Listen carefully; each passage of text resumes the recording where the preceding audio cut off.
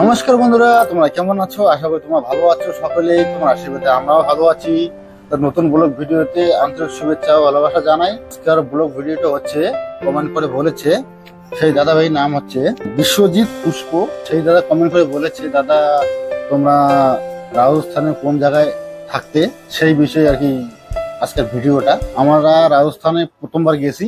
অন্যরকম একটা সমস্যা ছিল। সমস্যা বলতে কেমন, যে আমার হঠাৎ করে বোনের বিয়ে হয়, মানে বিয়ে ঠিক হয়, মানে হাতে আমাদের পয়সা করে ছিল না। তাই বাবা মা পাড়া প্রতিবেশী বলে যে সময় হয়ে গেছে, পয়সা যেহেতু নাই, ম্যানেজ করি আর কি বিয়েটা কোনো রকম ছাড়ি দাও। তো বড় ছোট কথা তো অবহেলা করার জন্য উপযুক্ত হয়ে গেছে, দেওয়াই লাগে। পাশে করে ছিল না না একটা টাকাও। তো আমরা কি করছি, বোনের বিয়ে যত টাকা লাগে সব টাকা মানুষের কাছ থেকে সুদে নিয়ে আসছি। 5 টাকা, কারোটা 2 টাকা, কারোটা 1 টাকা, 3 লাখ টাকার মতো সুদ করে আর কি নিয়ে আর কি বোনের বিয়ে দেওয়া হয়েছে। যাদের কাছ থেকে পয়সাগুলো নিয়েছি, সময় দিয়েছিলাম যে যত তাড়াতাড়ি পাই আমরা শুট করে দেবো, যেভাবে হোক। তো সেই কারণে আমরা আর কি বিকেলে রাজস্থানে মানে গেছিলাম কাজ করতে। আমরা দুজনের স্বামী স্ত্রী ঋণের কারণে যাওয়া, ঋণ শোধ করার কারণে যাওয়া। গেছিলাম প্রথমবার, বউ বাচ্চা নিয়ে যা কষ্ট হয়েছিল, অনেক কষ্ট হয়েছিল। খাওয়া দাওয়া ঠিক মতো হয় না। আমার 2 মেয়েকে নিয়ে গেছিলাম, কেননা ভাবছিলাম ওর যে দিদি আছে, মানে ওকে খেলা দিবে, মানে ওরা দুজন খেলবে, আমরা দুজনে কাজে যাবো। ওখানে গিয়ে দেখি ওর দিদির সঙ্গে থাকে না, মানে আমি কাজে যাব, ও যাবে। ও আচ্ছা, তা ওর দিদির সাথে খেলা করেন, মানে খেলায় না আর কি, কাজে লাগিয়ে থাকে সবসময়। তো এই কথা একদিন আমার আর কি সম্বন্ধী, মানে তোমাদের দিদি ভাই আর কি আমার দাদা ভাই ফোন করে বলি যে দাদা তোমরা একবার আসো। তার মধ্যে বড় মেয়ে আমার থাকতে চায় না, বলে যে আমি স্কুল পড়বো, পড়াশোনা করবো। ওখানে তো হয় না, মানে আমরা গিয়েছি ঋণ শোধ করতে, আর যদি পড়াশোনা শেখাই টাকা লাগে, তা অত টাকা কোথায় পাবো? তার জন্য দাদাকে বলছিলাম যে আমার বড় মেয়ে বাড়ি যেতে চায়, নিয়ে যাও তোমার ভাগ্নিকে, তোমার ঘুরেও হবে রাজস্থান, মেয়েকেও নিয়ে যাওয়া হবে। তারপর দাদা গেল মানে রাজস্থানে, গিয়ে নিয়ে যায় 1 সপ্তাহ থাকার পর আর কি আমার বড় মেয়েকে নিয়ে আসে। নিয়ে আসার পরে তো আমার ছোট মেয়ে একলা হয়ে গেল ওইখানে। ওর সঙ্গে খেলার কোনো সাথী নেই। যে মানে মাখানটা আমরা রুম ভাড়া করছিলাম, সেই মাখানের মালিক আর কি মানে বাইরের অন্য রুমের থেকে আর কি বাচ্চা কাচ্চারা আসে খেলতে দেয় না, আসলে আর কি খেলতে দেয় না, ঢুকতেও দেয় না। সেই কষ্ট হয়েছিল আমাদের।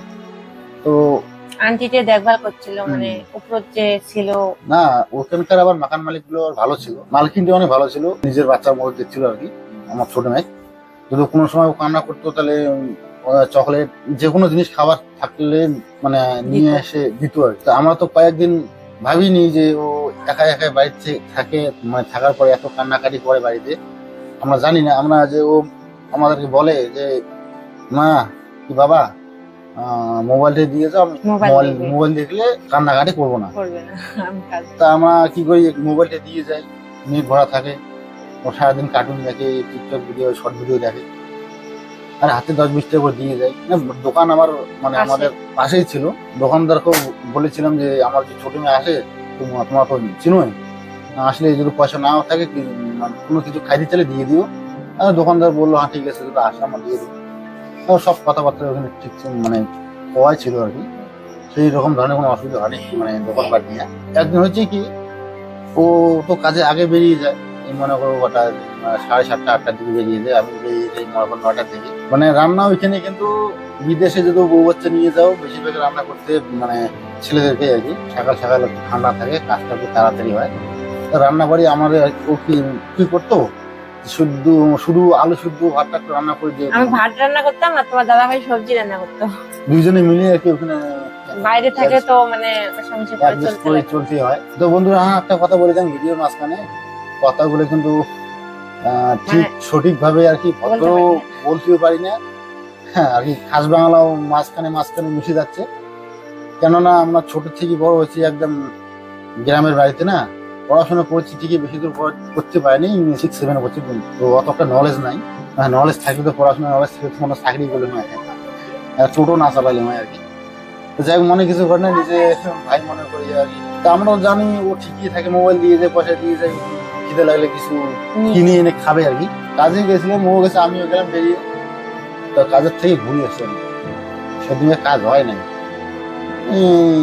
এমনি কি কোন কারণে আর কি কাজের চাই নাই, এ নাই ও নাই, আজকে কাজ হবে না, আজকে বাড়িতে শুরু হবে করো।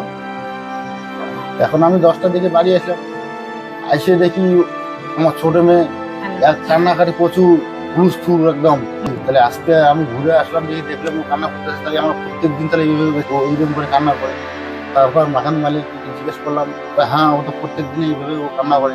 ও কান্না করে, কান্না করে যে করে ও চুপ হয় না। তা শোনার পর আমার মন খুবই খারাপ। কমের পক্ষে আধা ঘন্টা কি 1 ঘন্টা কান্না করে। তারপর কি করতো ওর মা, যে ও সাথে নিয়ে যেত কাজে আর কি।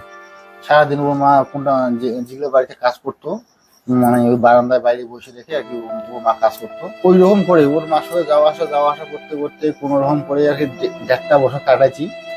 কাটার পরে এদিকে ঋণগুলো একটুখানি কম হলো। তো ভাবলাম যেহেতু কম হয়েছে তখন চাপটা কম আছে, আর থাকবো না, কেননা বাচ্চাটা তো পড়াশোনা নষ্ট হচ্ছে আর কি। ও থাকতেও চায় না, আর তোমার সঙ্গে যা তোমার সঙ্গে আসে মানুষে খারাপ বলে। আমিও মনটা অত ভালো না। গ্রামের বাড়িতে মনে করো আমি আগে টোটো চালাইতাম, পুরো বিক্রি করে গেলাম, এসে যে পরিস্থিতি ভালো লাগে না আমাকে। তারপর আমি টিকিট কেটে এই যে বেশি দিন বাড়িতে আসার বেশি দিন হয়নি, 6-7 মাসের মতো হচ্ছে আর কি বাড়িতে ফিরে আসা। বাড়িতে আসা হলো ভিডিও একটা ছেড়েছি, হয়তো তোমার চ্যানেলে গেলে দেখতে পারবে।